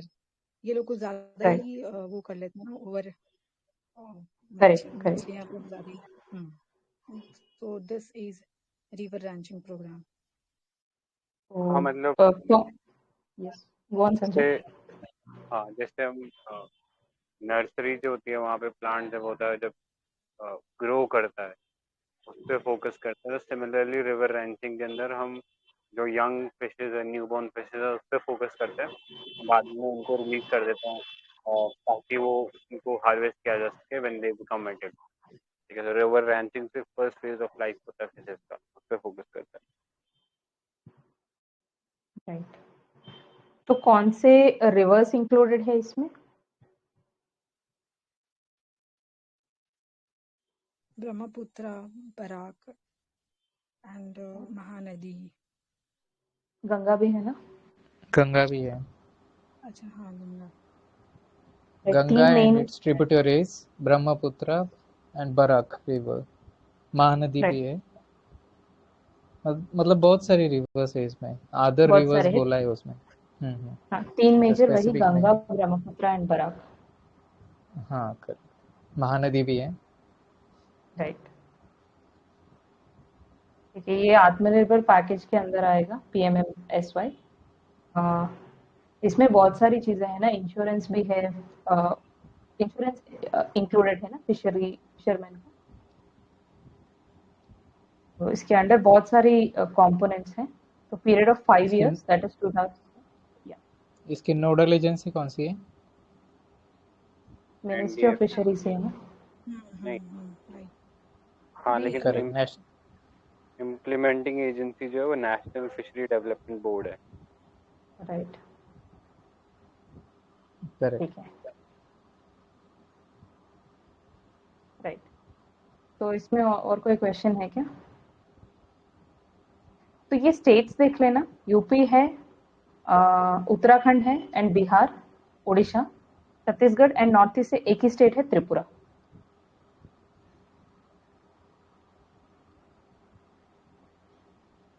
Am I audible? हाँ ऑडिबल, ठीक है। ठीक है, हाँ तो we have come to livestock. 10 minute में वी कैन जितना हो सके विल ट्राई एंड फिनिश, फिर 8 o'clock पर विल रैप अप। तो लाइव स्टॉक का क्वेश्चंस? तो लाइव स्टॉक सेंसस पीरियोडिसिटी क्या है, लाइक हाउ मेनी इयर्स के बाद होता है? 10 years? नो, 5 years है। हाँ 5 years है।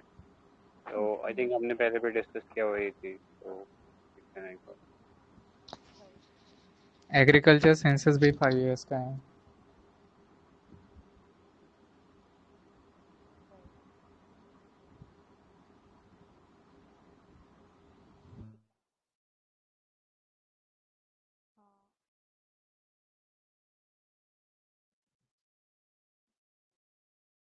India is largest producer of milk, सही है क्या?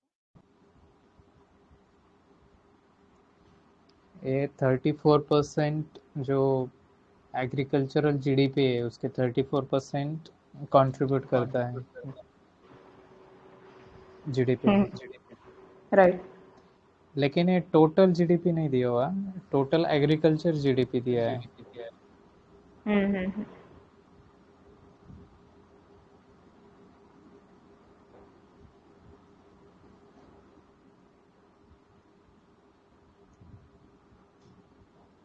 World's highest livestock owner, first, second and third में मैं मतलब बोलूंगी।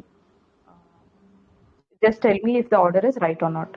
First in sheep, second in goat and third in bovine.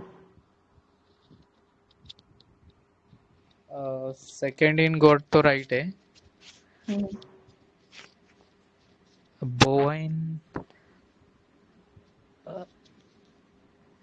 Bovine क्या मतलब? काउ। अच्छा, ओके, उसमें उसमें फर्स्ट है आई थिंक। तो हम बोवेन में है ही नहीं। सॉरी अच्छा, यार, देयर बोवाइन है नहीं क्या? है। आई एम वेरी सॉरी यार। बफेलोस है, buffalo. We are first in buffalo, second in goat and third in sheep. अच्छा, ओके। ठीक है, तो फर्स्ट इन बफेलो। और second largest producer of fish है हम। वो थोड़ी देर पहले क्वेश्चन आया था ना। और सेकंड लार्जेस्ट एक्वाकल्चर नेशन है, मतलब जो एक्वाकल्चर से जो फिशिंग होती है। Right. Second largest poultry market है इन द वर्ल्ड। राइट। क्या मार्केट बोला है इन्होंने, इसका मतलब क्या, मतलब प्रोडक्शन भी होता है क्या? आई थिंक वो वाला फैक्ट चेक करना पड़ेगा, क्योंकि डायरेक्टली तो नहीं बोल सकते। वो एक बार चेक करके ये वाला पॉइंट कंफर्म कर देना। ठीक है, एक क्वेश्चन पूछूंगी। World's largest shrimp producer is India. True or false? False. फॉल्स। थर्ड लार्जेस्ट है। मतलब इंडिया का। आपने शिप प्रोड्यूसर बोला आई थिंक, वो शिप यस, पॉपुलेशन। करेक्ट। मतलब इंडिया का है कि नहीं प्रोडक्शन में नहीं पता, लेकिन we are largest shrimp exporter, इसमें हमारा फर्स्ट है। तो we are largest shrimp exporter. Producer हम नहीं है, मतलब वो फैक्ट याद रखने की जरूरत भी नहीं है। Thailand, but we are exporters. क्योंकि हमारा डोमेस्टिक कंजम्पशन नहीं है ना श्रिम्प का। करेक्ट।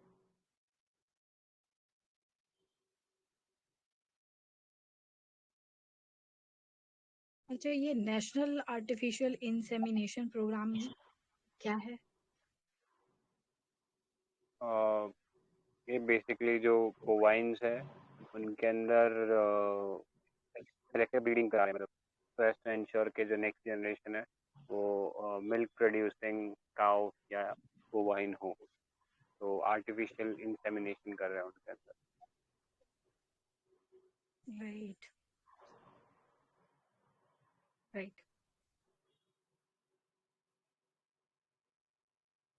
राइट। ठीक है। ये है ना राष्ट्रीय गोकुल मिशन वाला।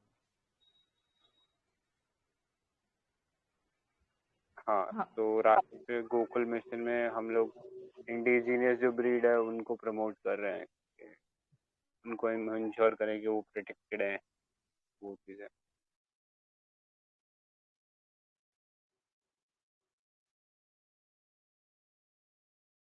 राइट।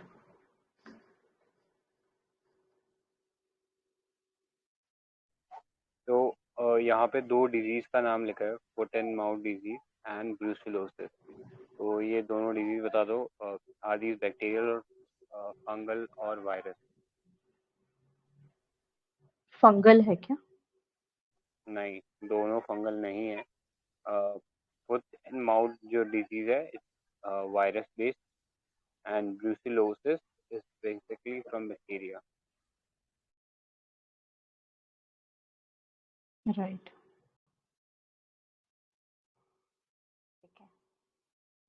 तो इन दोनों के लिए स्पेसिफिकली गवर्नमेंट ने प्रोग्राम्स लॉन्च किए हैं कि हम लोगों को ये इंडिया से एलिमिनेट करने ये दोनों disease, foot and mouth disease और ब्रुसेलोसिस। वो काफ़ी न्यूज़ में है। बाकी जानवरों की भी थोड़ी बहुत बीमारियां हैं, तो उनको भी देख लेना।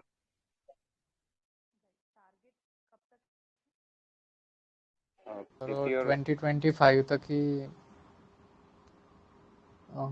टारगेट कंट्रोल करना है उसको, और पूरी तरह से इरेडिकेशन 2030 तक होना चाहिए थ्रू वैक्सीनेशन।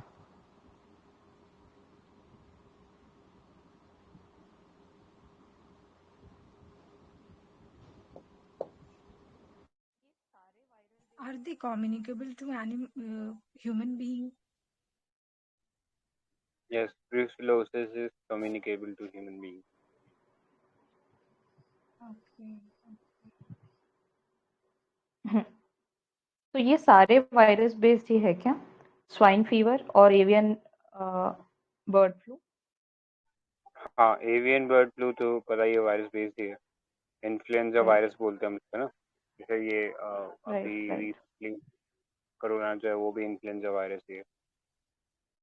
राइट,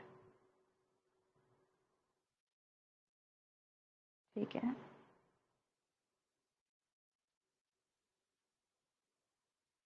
तो ई पशु हाट क्या है?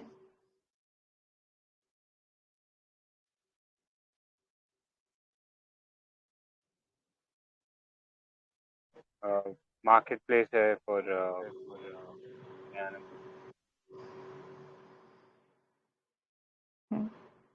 Breeders and farmers.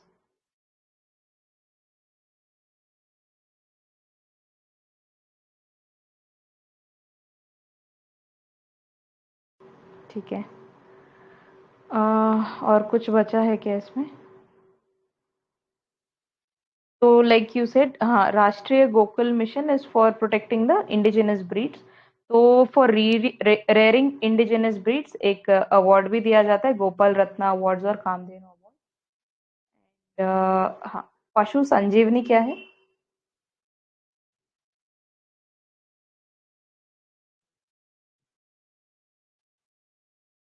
Health card. बस उतना ही है। एनिमल हेल्थ कार्ड और नकुल स्वास्थ्य पत्र। तो ये जो पूरा स्कीम्स जो हम लोग पढ़ रहे हैं ये डीपीएससी को भी कवर करता है। कोई डीपीएससी का नाम बता सकता है, सब नंबर बता सकता है उसका? 48 है क्या? 48 तो एनवायरनमेंट से रिलेटेड है ना? वो 48 ओ, वो 48 एनवायरनमेंट वाला 48 है, ये वाला जो है 48 है। क्योंकि गांधीयन प्रिंसिपल कॉन्स्टिट्यूशन बनते ही डाल दिए गए थे, बाद में तो हमने एनवायरनमेंट ऐड वगैरह किया था, तो ऐसे याद रख सकते हो। और जैसे बता 48A मतलब कैपिटल ए मीन्स अमेंडमेंट के थ्रू आया वो, राइट। ऐसे याद रख सकते हो। तो 48 में बैनिंग ऑफ काउ स्लॉटर था एंड प्रमोटिंग इंडिजिनियस ब्रीड और उनका ग्रेडेशन ऐसा कुछ था। तो राइट, ठीक है। नेक्स्ट, डिसीज कंट्रोल प्रोग्राम, इसके अंदर क्वेश्चंस।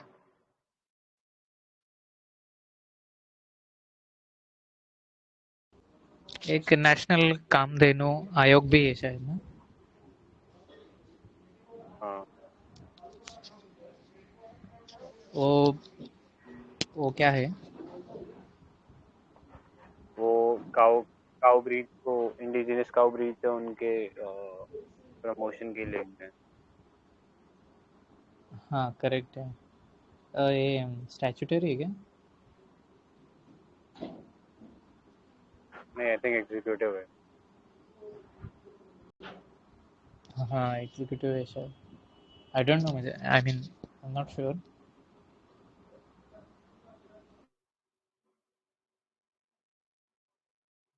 ठीक है।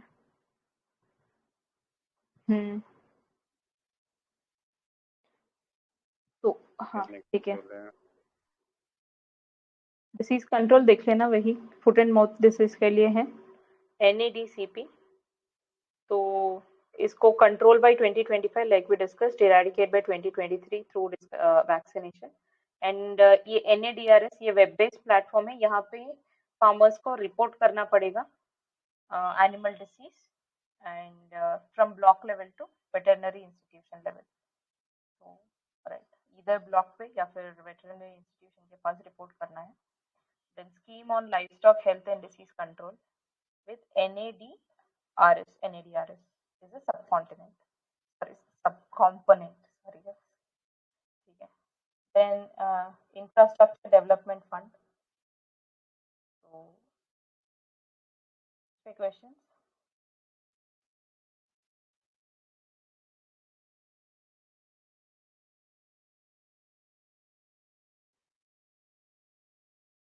Guys, am I audible? Audible.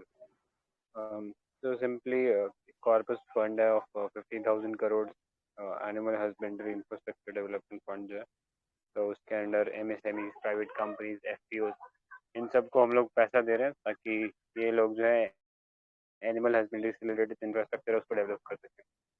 तो mostly focusing on dairy and meat processing. And एक dairy processing and infrastructure development fund है with a corpus of 8,000 crore. मतलब कॉर्पस अमाउंट इतना इंपॉर्टेंट नहीं है रिमेंबर करना, बट ये पता होना चाहिए अल्टीमेटली बेनिफिशियरीज कौन है। So to provide loan assistance to eligible borrowers for the state federation, district milk unions, so that they can basically modernize their milk processing units. So वो चीज़ है। Next e-Gopala है, तो it's application developed by NDDB, which is National Dairy Development Board, जिससे कि farmers को अपना जो life stock है उसको they can better manage them, ठीक है, तो वो चीज़ है। एंड एनिमल हस्बेंड्री और जो डेयरिंग डिपार्टमेंट है उन्होंने KCC का जो कार्ड का जो एक्सटेंशन था वो मिल्क कोऑपरेटिव्स और मिल्क प्रोड्यूसर कंपनीज को भी कर दिया। तो इस चीज़ Guys, sorry, I didn't realize I was on mute. कोई दिक्कत नहीं है। ठीक है, ठीक है, we'll end it here today. कोई क्वेश्चंस है क्या इन दोनों टॉपिक्स पे, और shall we wrap it up today? हाँ ठीक है, इन करते हैं। नेक्स्ट क्या रहेगा? हाँ ठीक है, कल से फिशरीज से स्टार्ट कर लेंगे। फिशरीज, हाँ, until page 79 it is agriculture, तो कल थोड़ा जल्दी कर लेंगे agriculture, so we can move to the next one. Right. वो next one is industries associated, तो ये भी पढ़ के आना है कल। I think we can do till page 90 tomorrow, ठीक है, 7th भी पढ़ के आना है। तो